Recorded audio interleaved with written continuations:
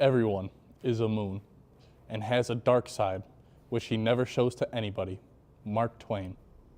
The dark, a common childhood fear that eases as we make our way towards adulthood. Or does it? Let's take a walk into the woods and find out. Beyond the hiking trails lie many creatures, some you are familiar with, and others a bit more elusive. Well, howdy, campers. I'm your camp counselor, Connor, and this is the camp mascot, Dilf. I understand you are here for some scary stories. Me and Dilf got you covered.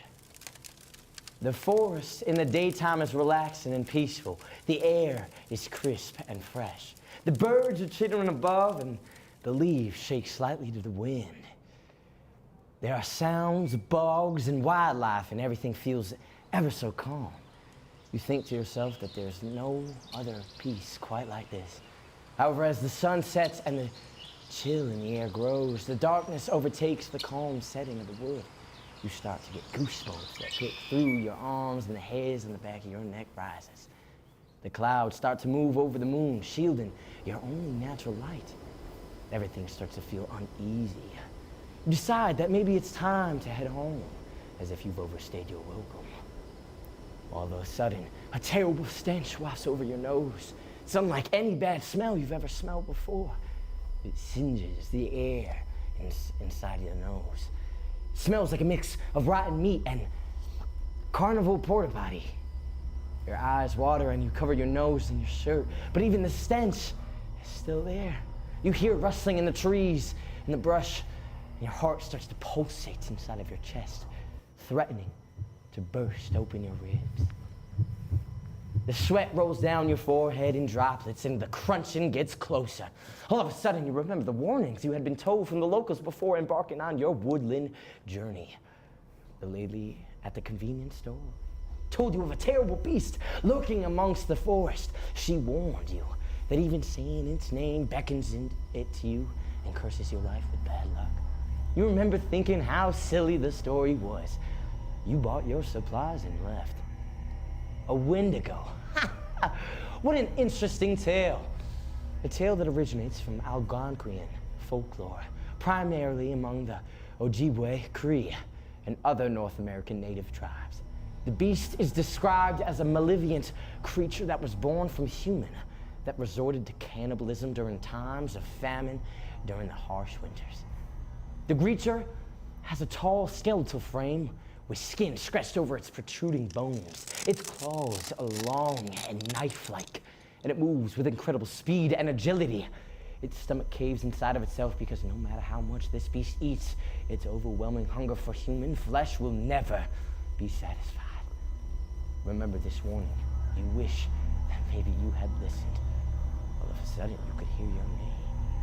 It sounds just like your mom. Relief comes over you. What is she doing here? It feels too good to be true. But it is. The voice gets louder and louder, and then you finally find it. The source. The Wendigo. Looks like I should pack some Wendigo away spray for my next time camping. Beyond the depths of the woods, into the whispers in the walls, our journey into darkness continues.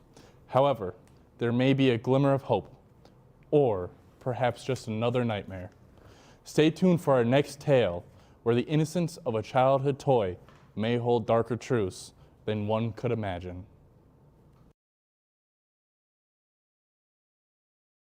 This past Friday, the annual Hockey for Hope Paint the Ice event took place in the Broome Ice Center. We were able to catch up with the creator of the Constance Foundation, which hosts the event, Brian Lang. The reason I started the foundation was because of my Aunt Patty, who passed away of breast cancer in 2006.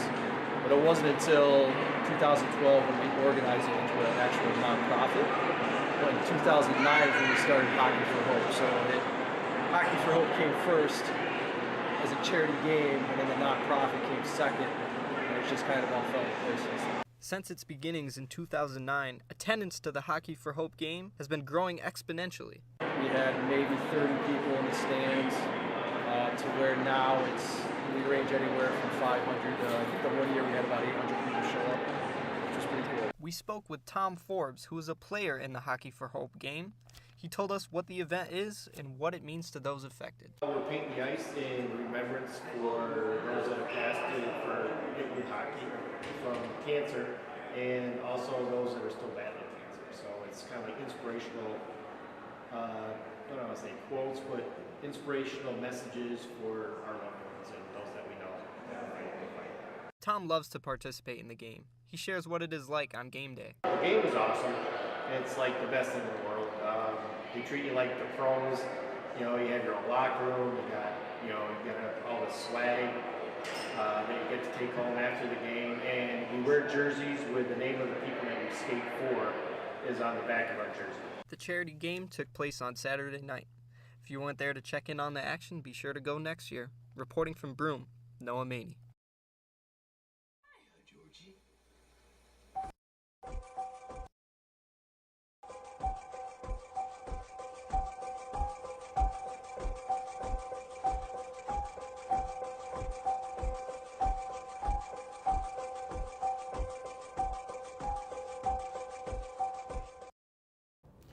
You should always be cautious about the gifts you receive.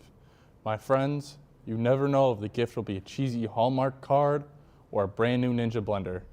Perhaps it could be a murderous toy with a butcher knife and maybe a bad case of the chuckles. Nevertheless, you may want to listen closely to the warning of this horrifying tale. On Madeline's birthday, she received dozens of presents from family and friends. Video games and books, paints and paintbrushes, new clothes. The strangest gift she received, however, came in the mail. That morning, a package arrived at Madeline's house with her name on it. "It's from your great Aunt Carolyn," her mom said. It was in a strange little trunk that had stickers on it that looked like it had traveled the world. When Madeline opened the trunk, a moth flew out and a billow of dust choked her. After the dust cleared, she finally saw her gift, a beautiful porcelain doll. The doll wore an intricate blue dress and a matching hat, the tiny black leather boots. Madeline thought she was beautiful until she looked at the doll's face. The doll was smiling slightly, and something about that smile made Madeline uncomfortable. She thought she was silly at first, but the more she looked at the doll, the more uncomfortable she became. After her birthday party, Madeline took her new toys and games and put them away in her room. She popped the new doll on her bed and sat down in a chair to read. The whole time she was reading, she felt odd, like someone was watching her. She looked around the room and her eyes rested on the doll. Suddenly, she wanted the doll as far away as possible. She leapt up, picked up the doll, ran down the stairs, and put the doll into a cupboard in the kitchen, closing the door. The night after, Madeline went to bed. She heard an eerie giggling downstairs and footsteps in the kitchen. She listened closely and heard someone climbing the stairs very lightly. One step, and then a few minutes of silence. Then another footfall on the next step. With the silence after that, when Madeline looked down the stairs, she saw nothing and went back to bed, thinking she was hearing things. The next night, it happened again. One step, two steps, three steps. Once again, Madeline went to check out the noise. This time, she sprang around the corner to surprise whatever was making the noise. She glimpsed a moment of the blue dress and hat, the doll. But when she blinked, the doll was gone. She convinced herself that she's seeing things. She finally fell asleep, exhausted, after midnight. On the third night, Madeline heard the steps again. One step, two steps, three steps, four steps. By this time, Madeline had convinced herself she was hearing things. She blocked out the noise, but it was louder, getting louder every time. Then the door opened, and there was the doll. Oh, Madeline.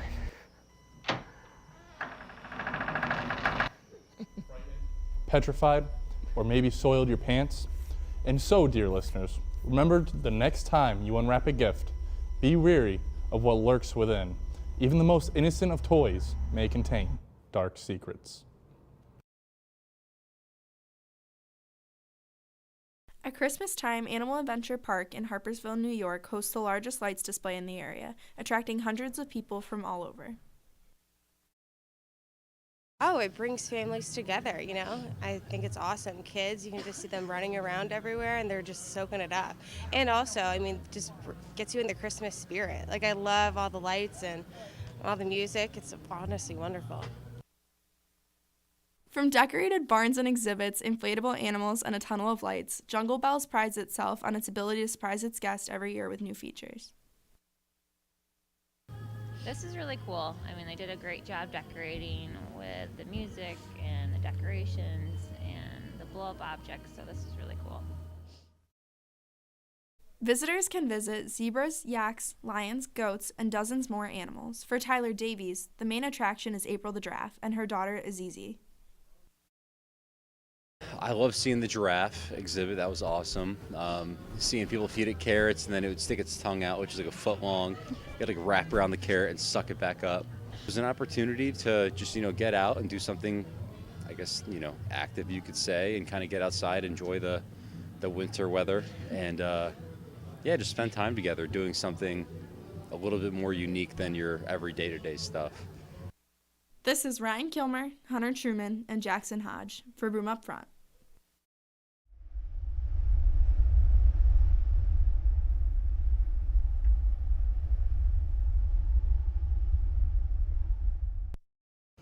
What would you do if you heard there was a mass murderer on the loose? In our next story, the main players decide to venture into the darkness and take their chances. It's a cautionary tale often used to dissuade teenagers from illicit activities. This version is family friendly, but it does have a hook. All right, I think I'm ready for some crack. You ate all the food? Last summer, a girl who lives near here was getting ready to go for the evening when she heard a strange report on the radio. The reporter said that a maniac mass murder has escaped from a nearby prison. Watch out, they said, for a man with a hook for a hand. He was known to be crazy and dangerous, and the police asked for everyone's help in reporting anything out of the ordinary. The girl thought it was strange, but wasn't too worried. She was too excited about the evening ahead. Her boyfriend was coming to get her so that they could go out to a movie. A few minutes later, he pulled up in his car and she bounded up to the front door to meet him to start the evening of fun. On the way to the movie theater, as he drove down the dark, twisted road, they heard a thump on the passenger side of the car and then a rattle near the front of the tire. The girl and her boyfriend were startled. "I don't think that I hit anything," he said. "I wondered what that noise could have been." The boyfriend was worried that something was wrong with the car. He wanted to pull over to check things out, but the girl was worried that they were going to be late for the movie. She tried to talk him out of stopping. They started to argue as he parked on the side of the road. She begged him to just keep driving. There goes my marshmallow. As they sat here, he explained that he'd only be a minute. They heard another thump on the side of the car. That's strange, the boyfriend said. "We're not even moving." The girl began to feel nervous. She asked again if they could just go to the movie. Now, because she was scared of the strange noises in the dark, deserted road, anything else. Her boyfriend again said he'd just be a minute, and just as he started to get out of the car, they heard another thump and a long screeching sound like metal scraping on metal. The girl and her boyfriend looked at the other, and without another word, he put the car in drive and he hit the gas. They made the rest of the drive to the movie theater in record time, silently, sitting, waiting. When they got to the theater, they got out of the car and they looked at the car and they saw a hook on the side. Unfortunate. Though the couple did escape, I bet they'll certainly think twice about stopping on the side of the road again. Stay vigilant, for the hook-handed killer may still roam your hometown woods. And stay tuned for our next tale, where a simple greeting leads to a chilling encounter. Ross Park Zoo celebrated their 144th consecutive year of being open this past Saturday and Sunday with the 10th annual extravaganza, where children could participate in an Easter egg hunt and games. It is a go at your own pace Easter egg hunt. So what we do is we set out 5 different Easter egg baskets throughout the zoo, and each child can take 1 egg out of each basket and then redeem them at the end for candy and prizes. So every kid gets the same amount of eggs no matter what. So it's a great family event to come out and kind of enjoy the spring weather. The zoo created a very non-competitive egg hunt so every family could have the opportunity to enjoy the Easter festivities. This made it a fun way to come and support the zoo and enjoy yourself at your own pace.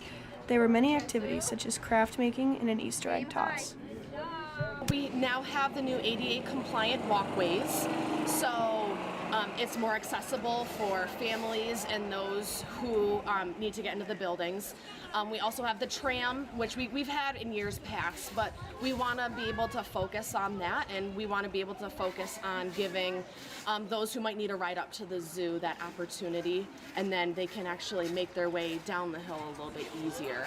The zoo has a huge impact on the community, bringing families together, and has also taken many steps to heighten the overall level of accessibility, making the experience more enjoyable for all. They're also in the process of adding 2 new species this year to further the diversity of the zoo. Reporting from SUNY Broome up front, this is Bree Keller and Noah Stark signing off.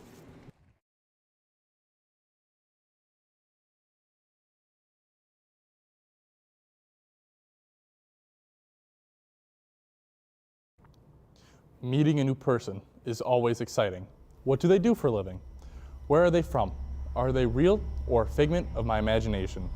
Well, dear viewer, today we discover the truth behind this terrifying tale of a blossoming friendship and paper airplanes. Join us as we reveal the chilling secrets. Dilf, you heard that, right? Whatever. My bedroom was upstairs. I had a good view from my window to see the new neighbors move in next door early in the morning.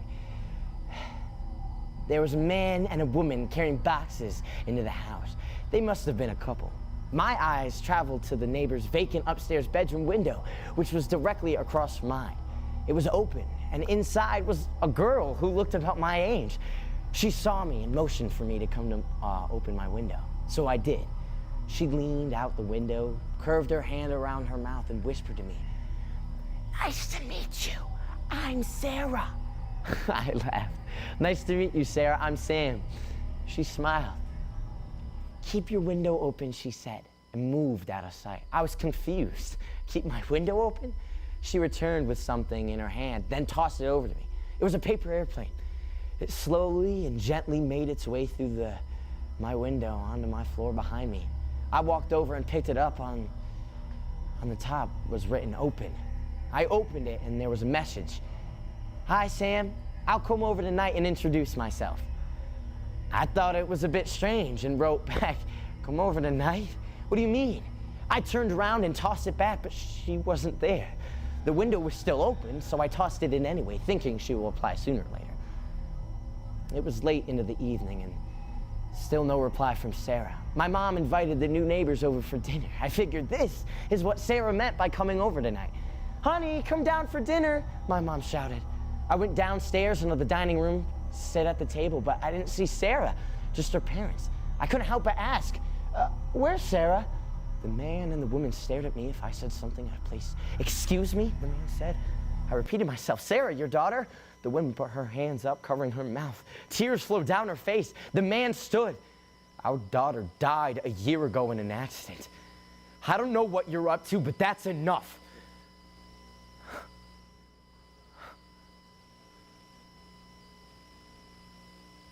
Darkness, the mastermind of illusion, can make us see things that aren't really there. While darkness is around all of us, it lives in the corners, lurking and waiting for the right moment to emerge, encapsulating everything in its path. Join us next time in our special edition of Broome Up Front After Dark.